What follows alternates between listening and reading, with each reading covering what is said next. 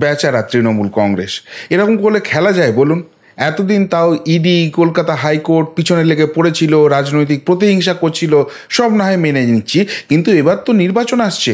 এবার ভোট লুটেরারা ময়দানে নামবে এবং সেখানে গণতান্ত্রিক অধিকার ছিনিয়ে নেওয়ার পর বলবে যে মানুষ আমাদের পাশে আছে, সিসিটিভির উপর প্রলেপ লেপে দিয়ে ভোটটা লুট হবে সেইটুকুনও করতে দেবে না নির্বাচন কমিশন।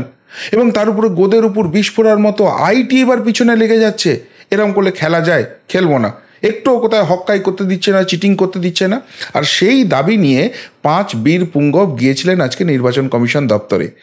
কি দাবি নিয়ে শুনতে শুনতে যদি আপনার পেট ফেটে যায়, মানে হাসতে হাসতে, আমার কিন্তু কোনো দায় দায়িত্ব নেই, নিজের দায়ে পুরোটা শুনুন। কি সবটা শোনাবো, শেষ অবধি শুনুন এই প্রতিবেদন।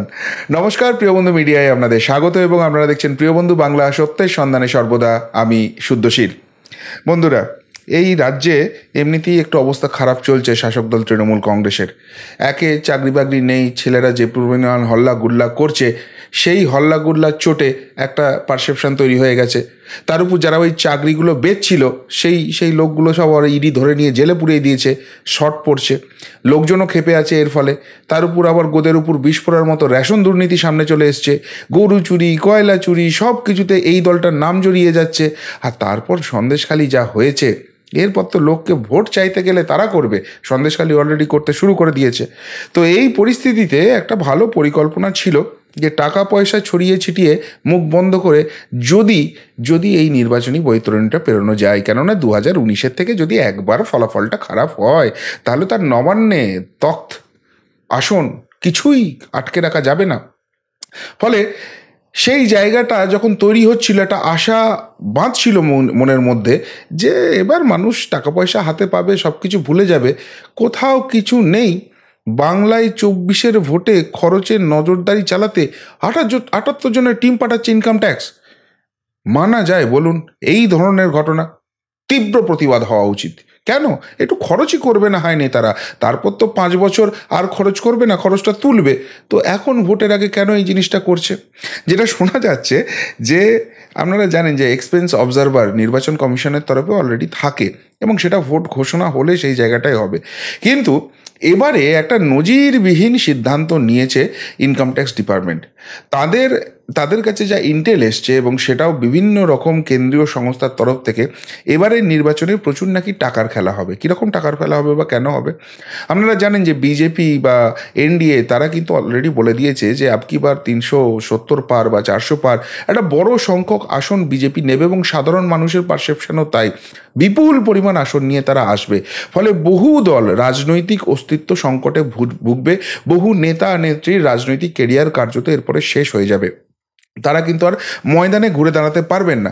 আর তাই সেই জায়গাটায় খেলাটা ঘুরিয়ে রাখতে, খেলাটাকে ধরে রাখতে একটা বিপুল পরিমাণ টাকার এদিক ওদিক হওয়ার সম্ভাবনা আছে। অতীত এরকম বহু অভিযোগ উঠেছে যে কোথাও টাকা ছড়িয়ে ভোট কেনা হচ্ছে, কোথাও মদ খাইয়ে টাকা ভোট কেনা হচ্ছে। এবারে সেই পরিমাণটা বহু পরিমাণে বাড়তে পারে, এবং সেখানে যে রাজ্যগুলো এই ইন্টেল অনুযায়ী একদম সেরার তালিকায় রয়েছে, তার মধ্যে অন্যতম হচ্ছে পশ্চিমবঙ্গে এবারে নাকি বিপুল পরিমাণ টাকার খেলা হবে। এবং সেই জায়গাটাকে মনিটর করার জন্য 78 জনের একটা টিম, মানে পশ্চিমবঙ্গ আর সিকিম মিলে একটা জোন করা হয়েছে, যেটাকে টোটাল 80 জন অফিসারকে পাঠানো হচ্ছে, যার মধ্যে 2 জন অফিসার সিকিমে দেখবেন, বাকি 78 জনই কিন্তু পশ্চিমবঙ্গে দেখবেন। অর্থাৎ 42টা লোকসভার জন্য 78, প্রায় অলমোস্ট 2 জন করে প্রতিটি লোকসভাতে কিন্তু এই আইটি ডিপার্টমেন্টে থাকবে। এটা আবারও বলছি, নির্বাচন কমিশনের যে এক্সপেন্স অবজারভার আসবে তার বাইরে এই জায়গাটা হবে। এবার যেটা প্রবলেম হচ্ছে যে কেন এদেরকে এখানে আনা হচ্ছে, যেটা বলা হচ্ছে যে ভিন রাজ্য থেকে প্রচুর টাকা আসতে পারে এবারে এই রাজ্যে। এখন এই জায়গাটা যদি হয়, তাহলে সব থেকে বেশি অসুবিধায় পড়বে বহিরাগত বিজেপি। কেননা তৃণমূল পড়ে তো এই রাজ্যে, বিজেপি হচ্ছে বহিরাগত। ভারতবর্ষে তারা ক্ষমতায় থাকা দল হতে পারে, কিন্তু পশ্চিমবঙ্গের ক্ষেত্রে তারা বহিরাগত। পশ্চিমবঙ্গ মেবি একটা আলাদা স্টেট হতে পারে, আলাদা নেশন হতে পারে, যাই হোক। তো বহিরাগত প্রচুর বাইরের রাজ্য থেকে টাকা আসবে। এখন যদি এই ঘটনা সত্যি হয়, তাহলে তো তৃণমূলের উল্লসিত হওয়ার কথা। কেননা বহিরাগত বিজেপি টাকা আনবে, এই আইটির এতজন অফিসার থাকবে, ধরা পড়ে যাবে, ভালোই হবে, ভোটের আগে একটা ভালো জিনিস পাবে। কিন্তু তা হচ্ছে না। আজকে 5 জনের একটা টিম এখানে চলে গেছে সেন্ট্রাল ইলেকশন কমিশনের সঙ্গে দেখা করতে, এবং বিভিন্ন রকম তারা দাবি করে এসছে। সেই দাবিগুলো আসছি কী কী, কিন্তু তার আগে একটা জায়গা হচ্ছে যে হঠাৎ এই রাজ্যে বহিরাগত টাকা আসবে কেন মনে করছে আইটি ডিপার্টমেন্ট। তাদের কাছ থেকে যেটুকুনি ইন্টেল পাওয়া যাচ্ছে বা তাদের যেটুকুনি কথা আছে সেটা হচ্ছে যে এবারে ইলেকট্রাল বন্ড বন্ধ হয়ে গেছে, ফলে ইলেকট্রাল বন্ড থেকে আর টাকা তোলার জায়গা থাকছে না। 2 নম্বর, এই রাজ্যে বিভিন্ন রকম যে দুর্নীতি হচ্ছিল সেই দুর্নীতির বহু মাস্টার মাইন্ড কিন্তু জেলে চলে গেছে, এবং যারা জেলে যায়নি তারা কিন্তু আতঙ্কিত, তারা যে কোনো দিন যেতে পারে, এবং এখন এই সময় অ্যাক্টিভিটি হলে সেই অ্যাক্টিভিটি ধরা পড়ে যাওয়ার চান্স খুব বেশি, ফলে সেই সমস্ত রকম পাচার কার্য কিন্তু অনেকটা কমে গেছে। 3 নম্বর হচ্ছে যে এরপর বিভিন্ন কোম্পানিকে অ্যাপ্রোচ করার একটা জায়গা থাকছিল, সেখান থেকে মোটা টাকা তোলা যেত। এবার যেহেতু ইলেকট্রাল বন্ড হচ্ছে, সেখানে সামনাসামনি টাকার ডিলটা হবে, যে টাকাটা হবে সেটা প্রকাশ্যে এসে যাবে। আর তার থেকেও বড় কথা, যে কোম্পানিগুলো এইসব পলিটিক্যাল পার্টিগুলোকে সাপোর্ট করছে তারা কিন্তু র্যাডারে চলে আসছে, তাদের কোনো কালো টাকা নেই। তো এবার এইসব ইস্যুতে সবথেকে বেশি মুশকিলে পড়তে চলেছে এই রাজ্যের শাসক দল। কেননা ধরে নিলাম যে যেসব কোম্পানিগুলো তৃণমূলকে সাপোর্ট করবে, রাজনৈতিক প্রতিহিংসা করে ইডি বা সিবিআই তাদের পিছনে বিজেপি লাগিয়ে দেবে, বেশ, কিন্তু তৃণমূল কংগ্রেস তো এই রাজ্যেই ক্ষমতা টিকিয়ে রাখতে পারছে না। ইডি সিবিআই যদি লাগিয়ে দেয় ও বিজেপি রাজনৈতিক প্রতিহিংসা করে, তৃণমূল কি সেখান থেকে বাঁচাতে পারবে? পারবে না। ফলে কেউই রিস্ক নিয়ে কিন্তু আর শাসক দলকে একটা মোটা টাকা চাঁদা দেওয়ার মতো জায়গায় নেই, এমন একটা কথা শোনা যাচ্ছে। এবং সেই জায়গা থেকে যেহেতু এত কিছু ইস্যু ঘটছে, তো সেখানে একটা সম্ভাবনা থাকছে কোথাও মানে নেতারা স্থানীয় স্তরে বা যারা ভোট ম্যানেজ করেন তারা স্থানীয় স্তরে কি কোনো দুর্নীতির আশ্রয় নেবেন, কোনো টাকা ছড়ানোর ব্যাপার থাকবে, এই নিয়ে প্রশ্ন উঠছে। এছাড়াও যেটা সবথেকে বড় জায়গা উঠে আসছে সেটা হচ্ছে যে ইতিমধ্যেই আপনারা জানেন যে বেশ কিছু জায়গায় কিছু সাংসদ বার্ধক্য ভাতা চালু করে দিয়েছে, সেই টাকার ফান্ড কোথা থেকে আসছে। সরকারি তরফ থেকে আবার কিছু প্রকল্পের টাকা দিচ্ছে যেটা কেন্দ্রীয় সরকারের দেওয়ার কথা, কেন্দ্রীয় সরকার সেই টাকা আটকে রেখে দিয়েছে, সেই টাকার সোর্স কোথা থেকে আসছে। এমনকি স্থানীয় স্তরেও বিপুল পরিমাণ খরচের একটা ব্যাপার থাকতে পারে, এই সব খবর পাওয়া গেছে। সেই সব নিয়ে কিন্তু আইটি অলরেডি বসে আছে, যেদিন ভোট ঘোষণা হবে সেদিন থেকে রাজ্যে চলে আসছে। এবার আরেকটা মজার ব্যাপার হয়েছে, সেটা হচ্ছে যে ভারতবর্ষে পশ্চিমবঙ্গের জন্য প্রথমবার এই ঘটনা ঘটতে চলেছে। এর আগে কিন্তু অন্য জায়গায় ঘটনা ছিল। সেটা হচ্ছে যে এই যে ডিপার্টমেন্টটা রয়েছে নির্বাচন কমিশন, জাতীয় নির্বাচন কমিশন, তারা আর্থিং সংবেদনশীল অঞ্চলে জেনারেলি এটা করে থাকেন। ডিস্ট্রিক্ট ইন্টেলিজেন্স কমিটি বলে একটা করে কমিটি তারা ফর্ম করে দেয়। এবার পশ্চিমবঙ্গের জন্য সেই জায়গাটা করা হচ্ছে প্রথমবারের জন্য। সেখানে কে কে থাকবে? সেখানে কেন্দ্রের প্রতিনিধিও থাকে, রাজ্যের প্রতিনিধিও থাকে, পুলিশ থাকে, আইটি ডিপার্টমেন্ট থাকে, ট্যাক্স ডিপার্টমেন্ট থাকে, জিএসটি থাকে এবং ইডি থাকে। আর এইটা নিয়েই প্রতিবাদ জানাতে তৃণমূলের এই 5 জন আজকে যিনি সাংসদ আছেন চলে গিয়েছিলেন নির্বাচন কমিশনে। প্রতিভা মণ্ডল ছিলেন, সাকেত গোখলে ছিলেন, সুকেন্দ্র শেখর রায় ছিলেন, দোলা সেন ছিলেন এবং সাজদা আহমেদ ছিলেন। এবং তারা গিয়ে বলেছেন যে এই যে কমিটি করা হচ্ছে, এই কমিটিতে ইডি থাকতে পারবে না। কেন? কেননা ইডির সাহায্য নিয়ে বিজেপি এখানে টাকা নয়ছয় করবে। ভাবুন একবার, যে ইডির কাজ হচ্ছে যে ধরা কে চুরি করেছে, কে টাকা নয়ছয় করেছে, সেই ইডির সাহায্য নিয়ে বিজেপি নাকি এখানে টাকা নয়ছয় করবে, সেই জন্য ইডি থাকা যাবে না। 2 নম্বর কথা হচ্ছে যে এখানে একটা স্ট্যাটিস্টিক্স দেওয়া হয়েছে, বলা হয়েছে 2023 মার্চ মাস পর্যন্ত মোট 5,906টা কেস ইডি তদন্ত করছে, তার মধ্যে 1,142টা কেসের তারা চার্জশিট করতে পেরেছে। তো ইডির পার্সেন্টেজ, সাকসেস পার্সেন্টেজ হচ্ছে 0.42%। সো সেই জায়গা থেকে এরকম একটা অপদার্থ সংস্থাকে কেন দায়িত্ব দেওয়া হয়েছে? আচ্ছা, আমরা এই রাজ্যে যা দেখছি সবই তো ধরা পড়ছে তৃণমূলের লোকেরা। তো সেই জায়গা থেকে সত্যি যদি ইডি অপদার্থ হয়, তারা কোন কমিটিতে থাকলো চাই না থাকলো কি এসে যায়, সেটার জন্য তৃণমূলের কি মাথা ব্যথা রয়েছে। আর এই যে 2023 মার্চ অবধি যে হিসেবটা দেওয়া হয়েছে, সেটা কবে থেকে?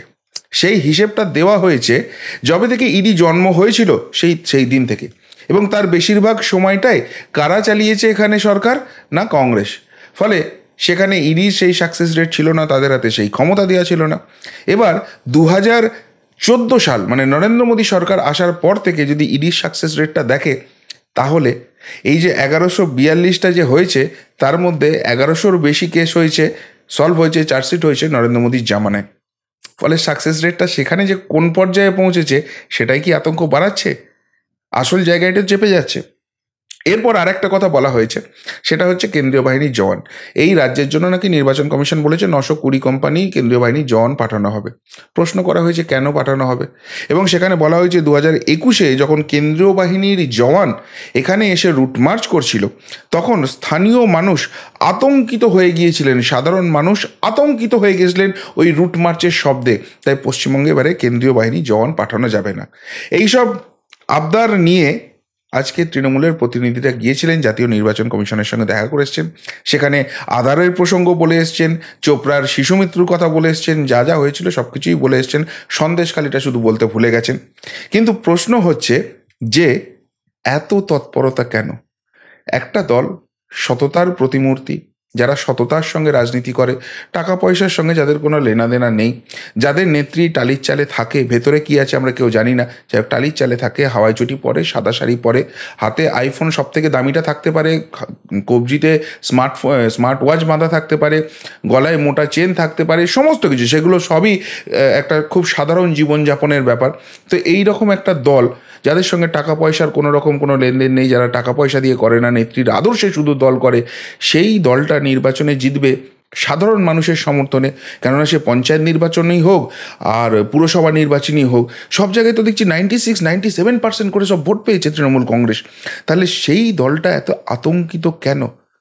এখানে আইটি আসুক, ইডি আসুক, সব কিছুই ঠিক আছে। আর সবথেকে বড় কথা হচ্ছে যে এখানে যদি ইডির সাহায্য নিয়ে বিজেপি টাকা নয়ছয় করেও, যে অভিযোগে ইডিকে থাকতে বারণ করা হচ্ছে কমিটিটাতে, তো এখানে তো রাজ্য পুলিশের লোকজনও থাকবে।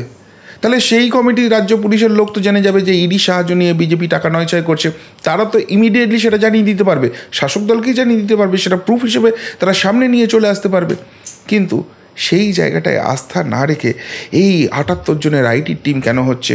কেন ডিস্ট্রিক্ট ইন্টেলিজেন্স কমিটি পশ্চিমবঙ্গে চাপিয়ে দেওয়া হচ্ছে? কেন 920 কোম্পানির আধা সেনা জওয়ান এখানে আসছে? সেই প্রশ্নগুলো তৃণমূল তুলে দিচ্ছে। সত্যিই তো এত প্রতিবন্ধকতা তৈরি করলে খেলতে পারা যায়? খেলা হবে বলেছিল তো, এবার খেলুক একটু। নির্বাচন কমিশন এখনও নির্বাচনটা ঘোষণা করেনি, তাতেই এই হাল। নির্বাচনটা ঘোষণা করলে কি হবে? উত্তরটা অবশ্যই আপনার মনের মতো করে কমেন্ট বক্সে কমেন্ট করে জানিয়ে দেবেন। এখনকার মতো এখানেই শেষ করলাম। ফেরত আসছি নতুন প্রতিবেদন নিয়ে খুব তাড়াতাড়ি। ভালো থাকবেন, সাথে থাকবেন, পাশে থাকবেন। নমস্কার।